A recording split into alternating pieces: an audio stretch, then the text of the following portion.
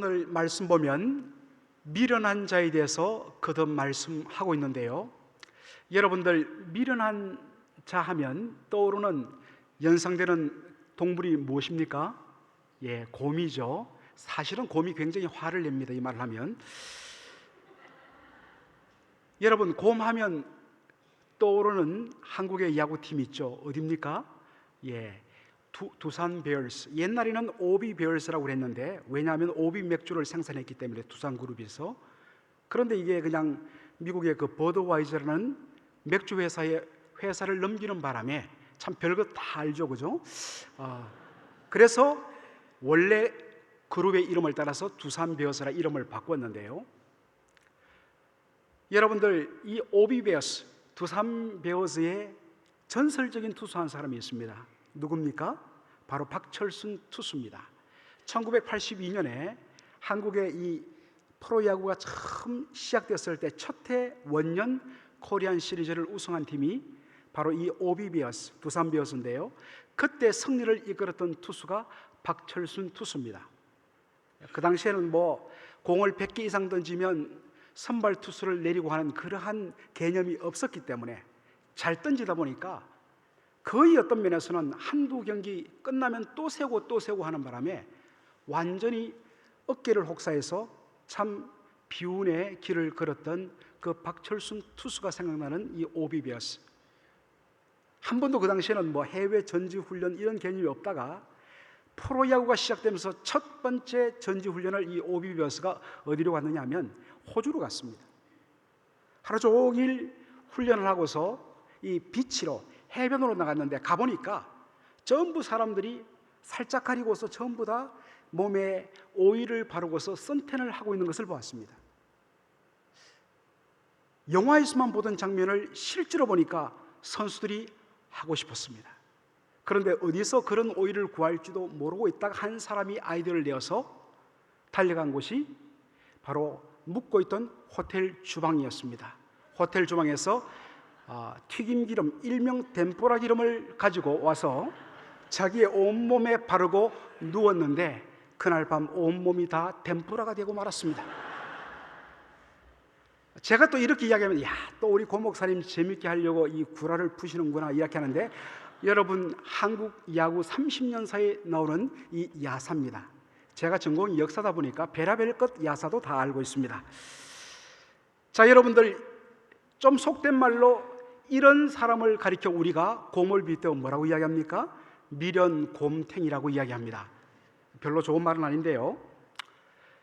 여러분들, 미련한 사람, 오늘 이 성경 보면 미련한 사람을 영어 성경으로 보면 fool, F-O-O-L, fool이라고 이야기하고 있습니다. 바보란 뜻입니다. 어떤 바보가 길을 가다가 벼락에 맞아 죽었는데 자세히 다가가 보니까 환하게 웃으면서 죽어 있다는 것입니다. 이게 어떻게 되느냐?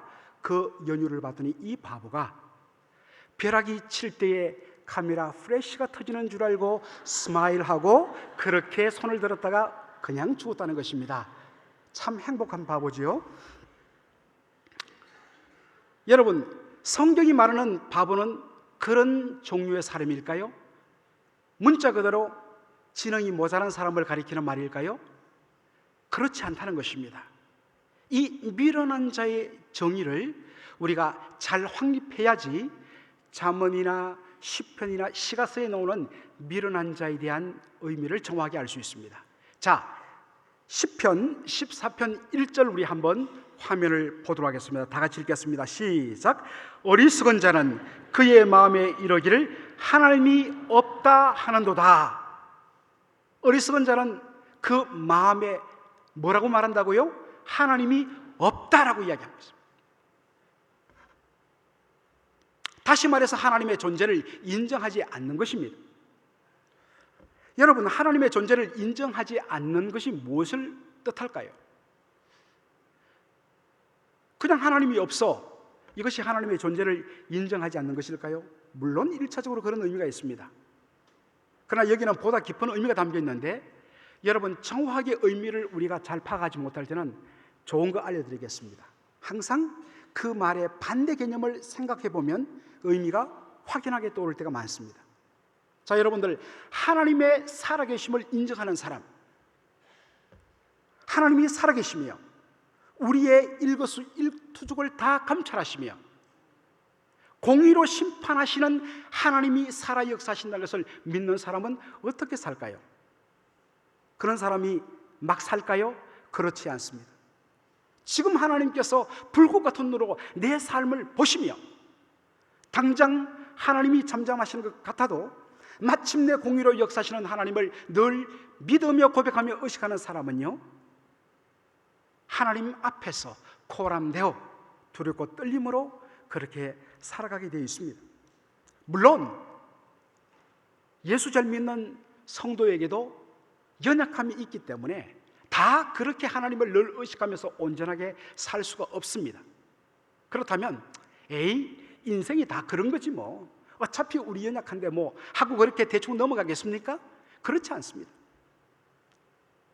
하나님이 살아계시며 불꽃 같은 눈으로 우리의 인생을 감찰하시며 반드시 공의로 심판하실 하나님이 계시다는 것을 믿는 사람들은요, 자신의 그 연약함과 불순종 때문에 아파하며 고통하며 몸부림치며 다시금 하나님의 말씀으로 돌아가 바로 살려고 몸부림친다는 것입니다. 여러분, 이것을 성경은 회개라고 이야기합니다. 자, 그렇다면 이제 하나님이 없다고 말하는 것이 무슨 의미인지 확인하게 드러납니다. 하나님이 없다고 말하는 것은 내가 내 인생의 주인이 되고 내가 모든 것의 중심이 되고 내가 모든 것의 판단 기준이 되며 내 뜻에 따라서 내 마음의 탐욕이 이끄는 대로 내 인생 내가 살겠다고 말하는 것, 이것이 하나님이 없다고 말하는 사람의 마음속에 들어있는 의도입니다. 오늘 성경 말씀을 우리가 쭉 읽었는데 어리석은 자, 미련한 자를 반복적으로 이야기하다가 그 다음에는 악인과 의인을 계속해서 반복적으로 말하는 것을 볼 수가 있습니다. 여러분, 오늘 이 본문에 나타난 악인, 여러분, 악인은 어떤 의미로 다가옵니까? 나쁜 놈, 죽일 놈, 몹쓸 놈, 이런 개념으로 우리는 다가옵니다. 우리는 보통 악인, 의인하면 이것을 다 윤리도덕적으로 우리는 그 개념을 접근합니다. 그런데요, 성경은 보다 본질적으로 악인을 정의합니다. 그것이 시편 4절에 나오는데, 역시 화면을 보면서 우리 한 목소리를 읽겠습니다. 시작. 악인은 그의 교만한 얼굴로 말하기를 여호와께서 이를 감찰하지 아니하신다 하며 그의 모든 사상에 하나님이 없다 하나이다. 사상, 생각, 여러분, 우리의 생각은 어디에서 나옵니까?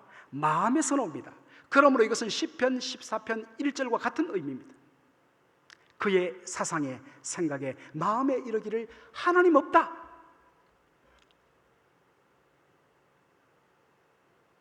성경은요, 악인을 결코 윤리적, 도덕적 개념에서 접근하지 않습니다.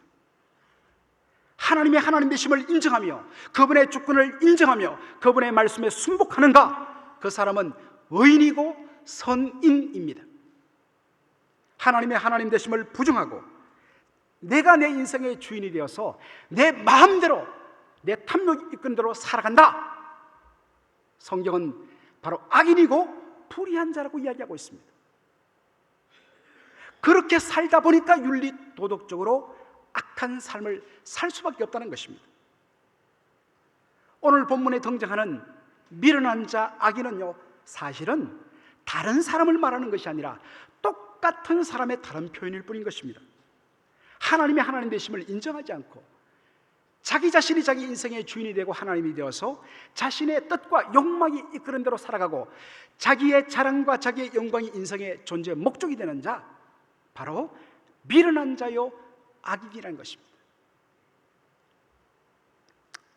여러분, 하나님이 없다고 생각하는 사람을 가리켜서 우리가 어떤 사람이라고 말합니까? 무신론자라고 이야기합니다. 없을 무자 신신자를 써서 에이티스트, 신이 없다고 이야기하는 사람입니다. 여러분 기억하실 것입니다. 2009년에 영국의 이 버스에 2층 버스, 그 버스에 이 바로 현수막이 붙어서 광고가 돌아다니는데 거기에 이렇게 써 있었습니다. 뉴스가 되었죠. There's probably no God. 하나님 없다는 것입니다. 그러면서 그 다음에 Now stop worrying and enjoy your life. 자, 그러니까 걱정, 근심 멈추고 너의 인생을 즐겨라. 네가 네 인생의 주인인데 왜 없는 신에게 묶여서 그렇게 조마조마하게 살아가느냐? 너의 탐욕과 너의 욕망이 이끄는 대로 살아가는 것, 그것이 인생의 행복이란 말입니다. Enjoy your life. 여러분 어디에서 많이 듣던 소리가 아닙니까? 바로 창세기 3장에 나오는 뱀으로 가장한 사탄의 첫 번째 유혹이 바로 이것입니다. 하나님 말씀 불순종하고 네가 하나님이 되어라. 네 뜻대로 살아라. 그러면 행복하다. 여러분, 이런 무신론자들은 사실 문제가 되지 않습니다. 막 이런 무신론자들이 간판을 걸고 막 길거리로 쏟아져 놓으니까 뭐 세상이 큰일 날 것처럼 우리는 염려하는데요, 사실 이것은 창세기 3장부터 천지 창조 이후부터 시작된 악한 역사입니다. 사실 이것은 문제될 것 없습니다. 오히려 그들을 불쌍히 여기고 우리는 그들을 향하여서 예수 그리스도의 복음을 전하는 것이고, 받으면 구원이고 안 받으면 최후 심판이 있는 것입니다. 두려워할 필요가 없습니다. 근데 진짜 문제는 무엇입니까? 하나님의 존재를 인정합니다. 교회에 열심히 다닙니다. 헌신합니다. 충성합니다. 그런데 그 심령의 보좌에 하나님이 앉을 자리를 밀어내고 거기에 자기를 앉히고, 열심히 신앙생활하는 목적이 하나님을 감동시켜서 내 뜻과 내 욕망을 이루는 수단으로 그렇게 신앙생활하는 사람들, 신학자들은 이런 사람들을 가리켜서 practical atheist, 실제적 무신론자라고 이야기하고 있습니다. 진짜 문제는 바로 여기에 있습니다. 이것이 오늘날 십자가의 복음을 왜곡시키고 성도들을 혼미케 하고 오늘 이 땅의 교회들을 바로 부패시키는 주범이라는 것입니다. 그러므로 바른 말씀의 진리로 돌아가고 그것을 우리에게 제시해 주는 것이 바로 오늘 이 잠언의 말씀이라는 사실입니다. 자, 잠언 12장 15절 여러분들 다시 한번 보시죠. 이렇게 되어 있습니다. 미련한 자는 자기 행위를 바른 줄로 여기나 지혜로운 자는 권고를 듣느니라. 미련한 자는 어떤 자라고요? 자기 행위를 바른 줄로 여기는 자라. 이 말을 원어적으로 의미를 드러내보면 미련한 자는 누구냐? 자기 자신의 눈으로 보면서 야, 내가 하는 일이 옳구나. Right in his own eyes. 자기 자신의 눈으로 바라보면서 자기가 하는 일이 옳다고 말하는 사람이란 것입니다. 여러분, 다시 복습할까요? 성경은 특별히 시가 쓰는 미련한 자를 어떻게 정의하였습니까? 그 마음이 하나님이 없다고 말하는 자입니다. 하나님의 존재를 부인하고 자기가 자기 인생의 주인이 되고 하나님이 되어서 자신의 탐욕이 이끄는 대로 살아가는 자, 이런 사람들은 하나님의 관점을 철두철미하게 배제하고 오직 왜곡되고 부패하고 타락한 자신의 좁고 부패한 시각으로 자신의 삶을 바라본다는 사실입니다. 그 결과로 자신의 뜻과 탐욕을 따라 사는 것이 사망의 길인데도 불구하고 그것이 옳은 길이라고 그렇게 생각하면서 희희낙낙거린다는 사실입니다. 여러분들 여기에 바르다는 말, 이 말을 원어적으로 살펴보니까 길이 똑바르다, straight, 그리고 level, 길이 평평하다는 의미를 갖고 있습니다. 하나님의 관점으로 보면 그렇게 나가면 그 길은 꼬불꼬불 곡선이고 빙글빙글 돌아가는 곡선이고 울퉁불퉁, 완전히 우리의 척추가 다 내려앉을 만큼 울퉁불퉁한 길인데 영적으로 완전히 어두워지고 부패하고 타락되고 왜곡된 그들의 시각으로 보니까 그 길은 편안한 직선이고 평평한 하이웨이로 보인다는 사실입니다. 아멘 아니에요 이거는. 여러분들 이스라엘 백성들을 한번 보십시오.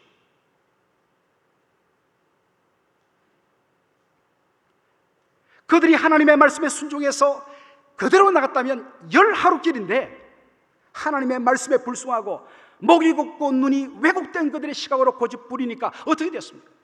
계속적으로 똑한 곳을 빙글빙글 곡선을 돌아 40년 동안 광야 생활을 했지 않습니까? 이게 악인의 모습이고 미련한 자의 모습입니다.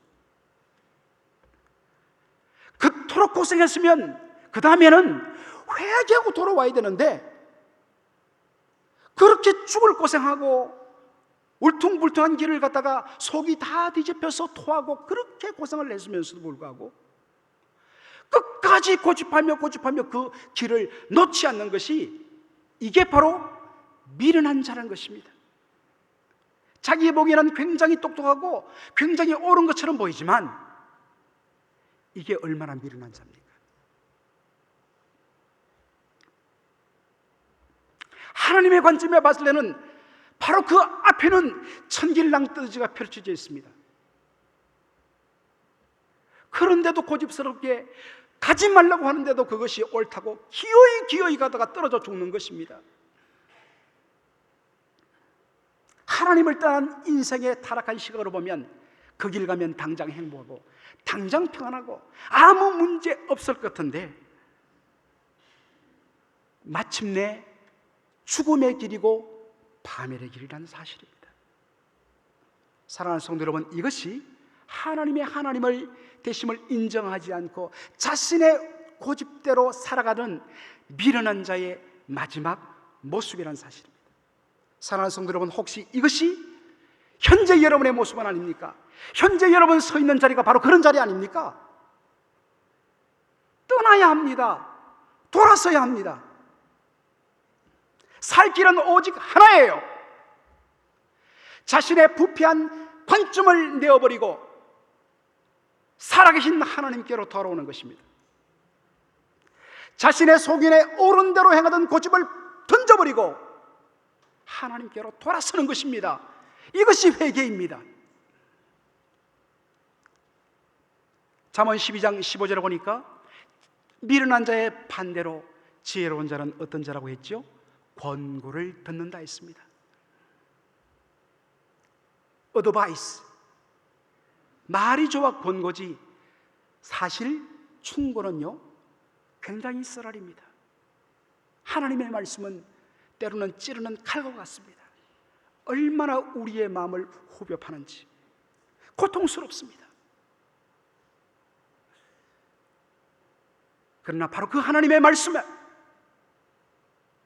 삼키면 우리의 속을 쓰라리게 하는 그 말씀일지라도 아멘하고 그 말씀을 받아들이고 그 말씀에 항복할 때 거기에 비로소 살 길이 열리고 우리의 눈을 가리고 있던 이 비늘이 벗겨지는 것입니다.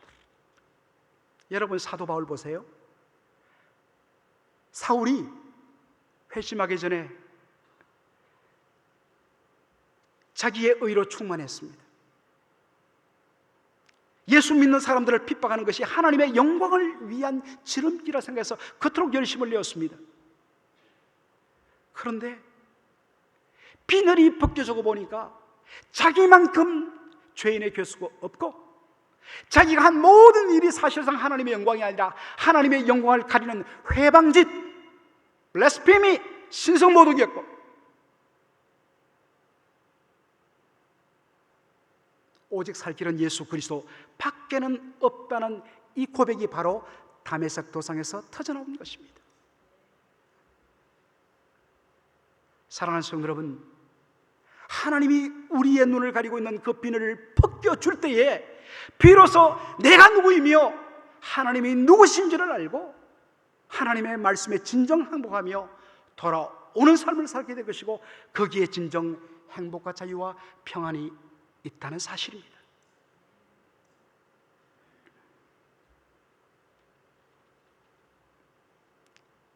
잠언 12장 16절에 또 미련한 자와 슬기로운 자를 비교하죠.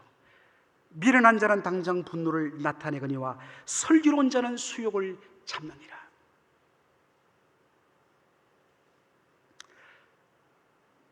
여러분, 어제 인터넷을 보신 분들, 그리고 아마 오늘 아침에 신문을 보신 분들은 그 사진을 보았을 것입니다. 참 지난 12월 달에 인터넷과 온 신문을 달구었던 모 항공의 부사장 조모 씨의 그 일명 땅콩 회항 사건으로 인해서 온 나라가 들끓었습니다. 그 사람이 어쨌든 간에 지난 5개월 동안 구치소 생활을 하다가 집행유예를 받고 풀려났는데 참 그 당당하다는 모습은 온데간데 없고 너무나 초췌한 모습이 처근하기까지 했습니다. 기내 서비스가 불만이란 이유로 감히 네가 나를 그렇게 섬겨?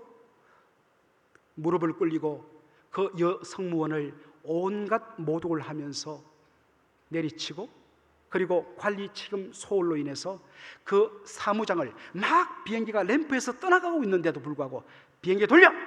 해갖고 사무장을 거기에 내렸던 그 유명한 회항 사건. 정말 욕먹어도 쌀 짓을 했습니다.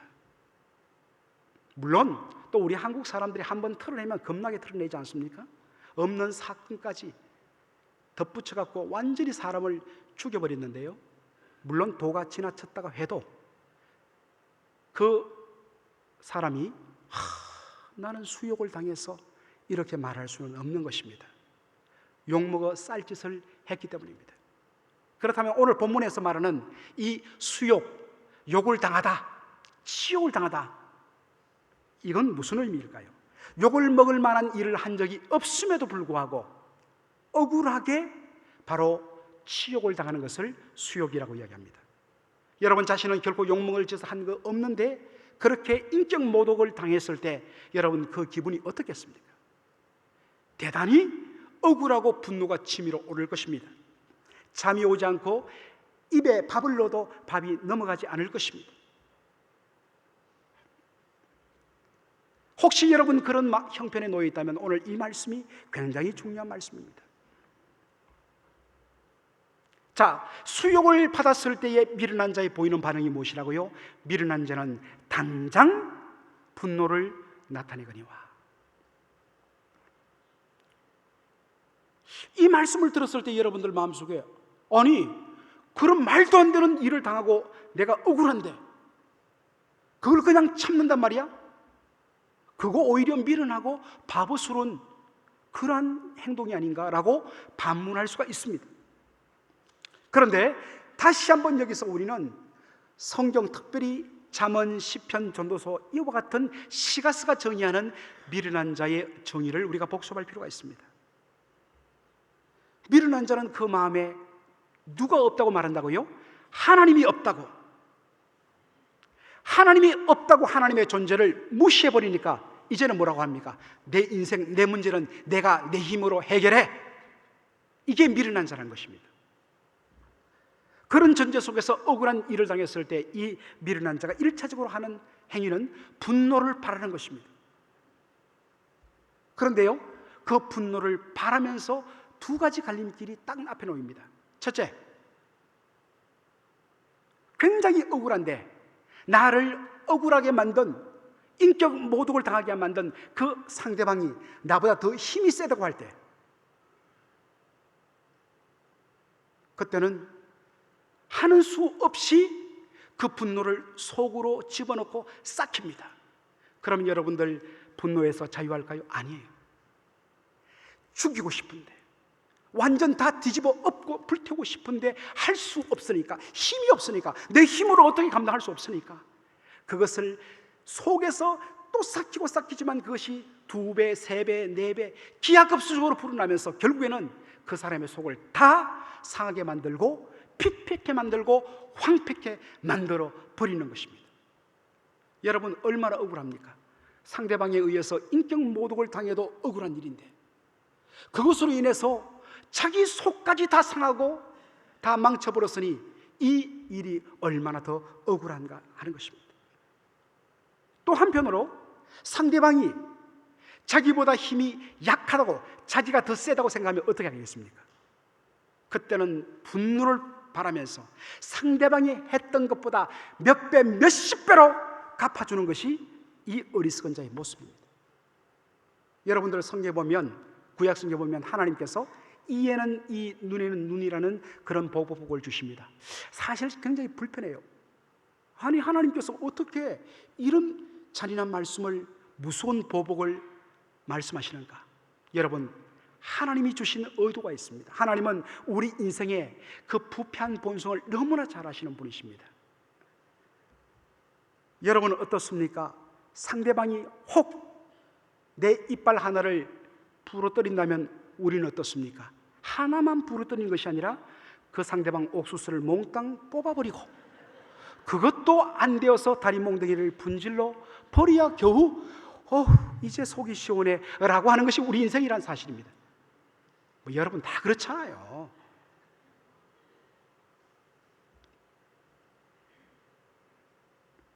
이런 우리의 악한 죄성을 아시기 때문에 하나님께서는 그런 우리를 위해서 잠시나마 주신 말씀이 뭐냐? 이에는 이, 눈에는 눈이란 말씀을 주셨다는 것입니다. 반면 슬기로운 자, 지혜로운 자는 어떻게 반응한다고요? 수욕을 참는다 했습니다. 참는다고 하니까 그냥 가슴에 넣고 썩힌다 이렇게 생각하는 분이 있는데 그런 의미가 아닙니다. 다시 복습합니다. 여러분, 시가서에서, 잠언에서 미련한 자의 반대인 지혜자는 어떤 사람입니까? 머리가 좋은 사람이 아니라 그 마음에 하나님의 살아계심을 인정하는 사람입니다. 하나님의 살아계심과 그분은 마침내 공의로 심판하실 하나님이심을 믿는 자가 지혜자입니다. 그 사실을 확신하기 때문에 이 문제를 내가 내 스스로, 내 힘으로, 내 수단으로 해결하는 것이 아니라 공의로 심판하시는 하나님께 온전히 다 맡기고 그 하나님께 넘겨드리는 것, 바로 그때에 참된 자유와 평안이 있다는 사실입니다.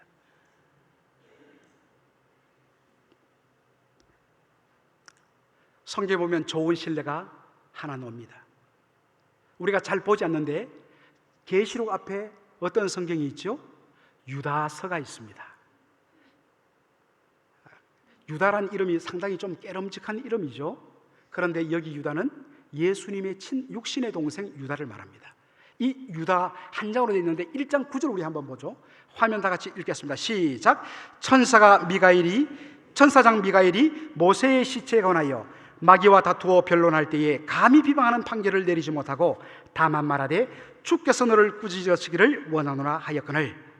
자, 여러분, 이 사건은요, 역사적인 성경에 이런 기록이 나오지 않습니다. 역사적 사건이 아니라 그 당시 유대인들에게 내려오던 전승, 하나의 전설과 같은 그런 이야기입니다.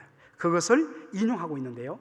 자, 여러분들 신명기 34장 9절에 보니까 거기에 어떤 내용이 나오냐면, 모세가, 이스라엘의 지도자 모세가 죽었는데 모세를 모압 땅 벳볼 맞은편 골짜기에 장사 지냈는데 오늘날 그 묘의 위치를 아는 자가 없더라라는 말씀이 있습니다. 자, 이 내용을 가지고 마귀와 천사장 미가엘이 서로 논쟁하였다고 하는 전설이 내려온다는 것입니다. 마귀는 이렇게 이야기합니다. 아니, 어떻게 이룰 수 있느냐고. 이스라엘의 위대한 지도자였던 모세의 묘자리를 공개하지 않는 이런 일이 어디 있냐고. 그것을 알려서 사람들에게 존경을 표하게 하고 그렇게 하는 것이 마땅하지 않느냐고. 사람의 도리가 아니냐고. 여러분, 마귀가 모세를 위해서 한 말일까요? 아니면 이스라엘 백성들을 위해서 하는 말일까요? 그렇지 않습니다. 마귀는 우리 인생의 부패한 본성을 너무나 잘 압니다. 처음에는 좋은 의도로 시작했더라도 어느 순간에 하나님이 아닌 그 어떤 것에도 관심과 그것이 존경과 그 다음에 경배 수준으로 나가면 어느덧 그것이 우상 숭배로 전락하는 것을 너무나 마귀는 잘 알고 있습니다. 하나님이 이것을 알기 때문에 모세의 묘를 알려주지 않은 것인데, 모세는, 이 마귀는 이렇게 말합니다. 하나님께 향한 관심이 모세로 다 쏠릴까 봐 하나님이 질투나서 하나님이 일부러 감췄지 하면서 하나님을 향하여서 비난하고 조롱하는 말을 던졌다는 사실입니다. 자, 이에 대해서 천사장 미갈이 어떤 반응을 보이는가? 여러분 다시 한번 보시기 바랍니다.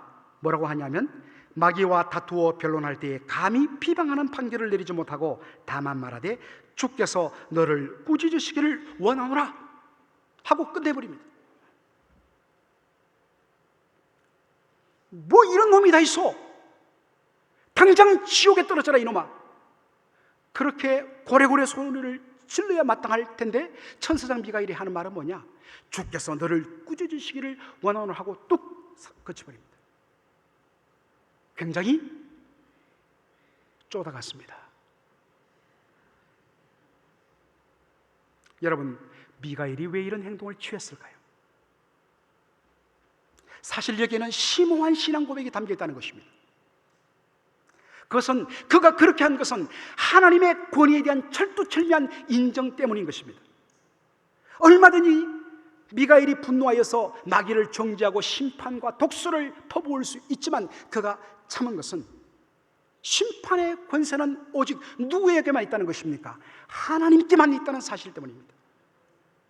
그래서 자신의 정죄를 유보하고서 그 모든 판단을 하나님께 온전히 맡겨버리는 것이 미가엘 천사장의 모습인 것입니다.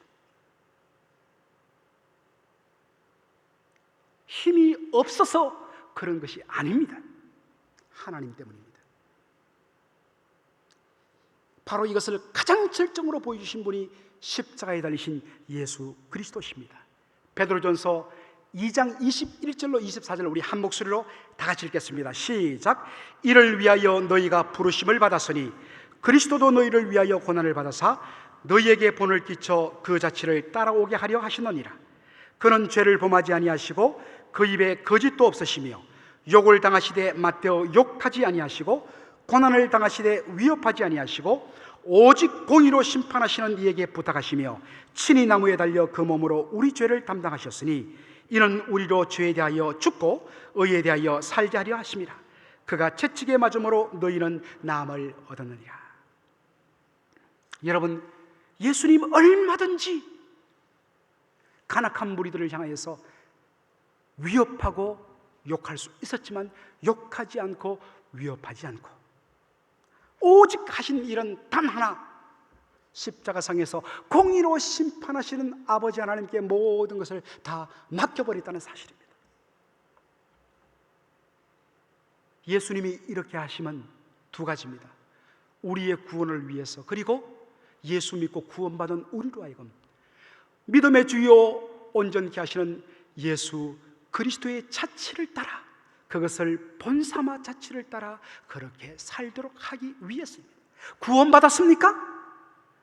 그렇다면 십자가에서 묵묵히 공의로 심판하시는 이에게 맡기신 그 예수의 자취까지도 우리가 받은 구원에 포함되어 있는 것입니다.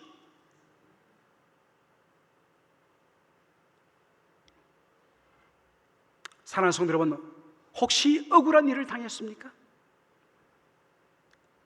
내가 그것을 직접 하라고 내가 직접 심판하는 마음이 드십니까? 여러분, 성경은 분명히 말합니다. 심판은 하나님께 달려 있습니다. 심판의 권세자는 오직 하나님 한 분이십니다. 우리가 이런 그 하나님을 인정하고 그 하나님 앞에 모든 것을 맡겨드리는 것입니다.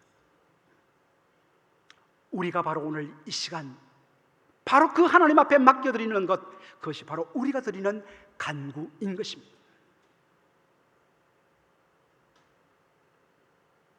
그 하나님 앞에 모든 것을 다 아뢰며 하나님의 공의로 판단하실 것을 온전히 맡겨드릴 때에 여러분, 진정한 자유와 평안을 맛볼 수 있습니다. 이것이 예수 믿는 자가 미련한 자이 같으나 지혜로운 자요, 지는 자 같으나 사실은 그리스도 예수 안에 이기는 자의 삶을 사는 것입니다. 이게 십자가의 비밀입니다. 바로 그러한 고백으로 오늘 이 시간 여러분의 그 모든 문제를 주 예수께 온전히 아뢰며 주께 다 맡김으로 이 전을 나갈 때는 말로 다 할 수 없는 자유와 평안, 문제는 여전히 하고 고통은 여전하지만 주님 자신은 자유와 평안으로 할렐루야 찬송하며 떠나는 여러분 되기를 주의 이름으로 축원합니다. 우리 찬송가 483장 함께 고백하며 찬양하기를 원합니다.